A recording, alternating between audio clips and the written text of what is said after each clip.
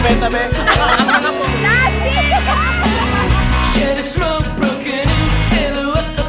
My dear Skin, I'd like to start by saying that I love you. Sobrang ganda mo. And thank you for being the best thing that has ever happened to me.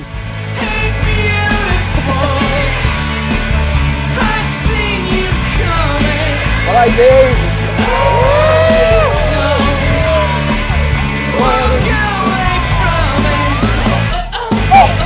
Ka makipaghiwalay, pinagod mo kami.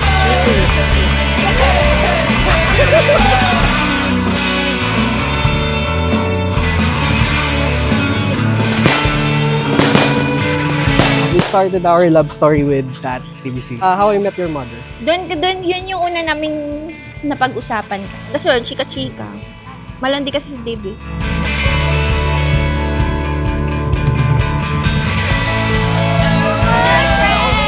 Happy birthday!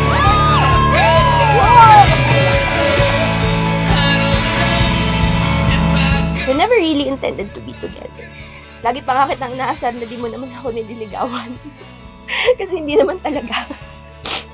And although our relationship did not start the most traditional way, I will always be grateful that it happened the way it did. Kasi for 10 years, nililigawan niya po ako, mga kababayan. Success!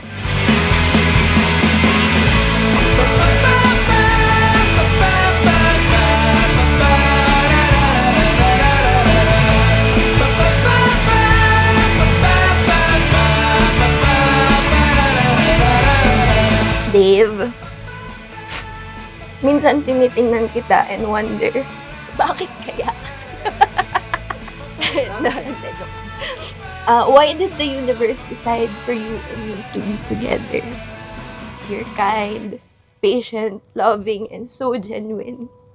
Quite the opposite of how I see myself. And then slowly I realized na kaya siguro ikaw yung binigay sa akin. Kasi I needed to be kinder, more patient, and more importantly, I needed to learn how to love properly.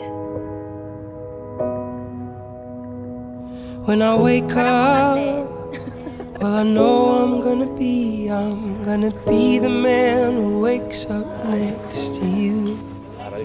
And when I go out, When the right time comes, I will make it happen. At ito na yon, no, na kayo ay talagang biniyayaan na ng Panginoon ng ganito. So Dave and Kim, lalahanin nyo lagi, na disenyo ng Diyos, o ulitin ko, marriage is a gift from God. Asawa ang isa sa pinakamagandang regalo ng Diyos sa inyo. So sa isa, I'm gonna dream about the time when I'm with you. But I would walk 500 miles, and I would walk 500 more just to be. The day that I knew that I was going to marry you, I have the exact date. November 14, 2017. Nasa Cubao Expo tayo. It was our regular Tuesday night at Tasho's. Shout out again. You were wearing black floral shirt, and I was wearing black shirt as well. Sitting there at that moment, something about you just felt right. At that day, at 10:35 p.m., I posted an image on Instagram saying, "She's the one." Because I knew that moment, it was true love. And I knew you're the one. But I would walk 500 miles, and I would walk 500 more, just to be the man who walked 1,000 miles to fall down at your door.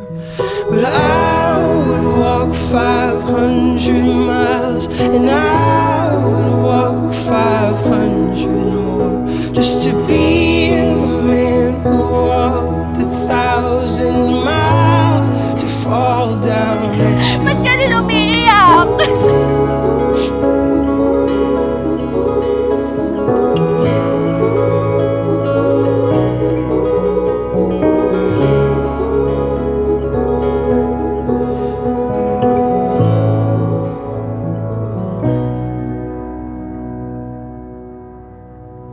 When I wake up, well, I hope You are everything that I didn't know I ever wanted.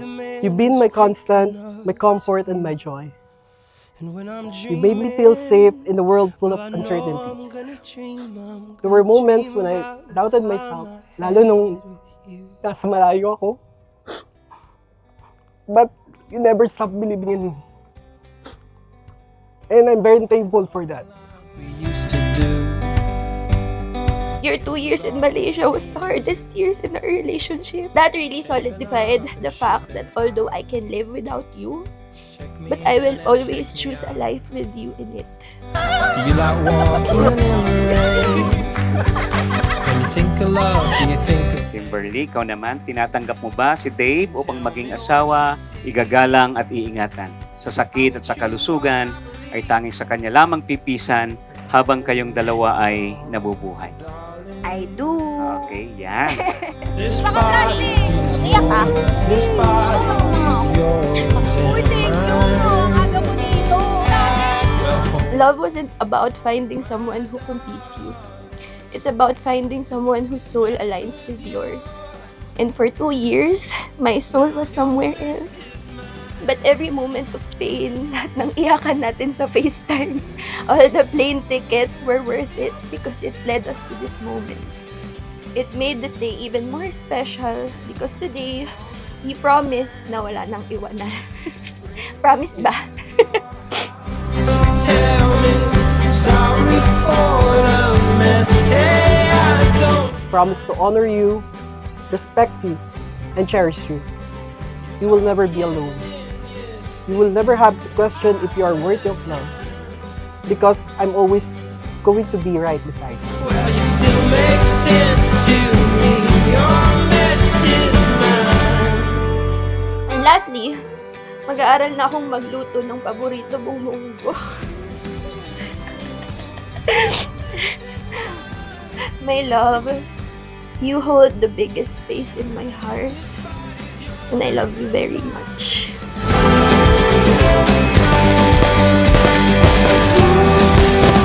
Today, and for always, araw-araw pipiliin kita. And will continue to choose you every day in this lifetime. I love you.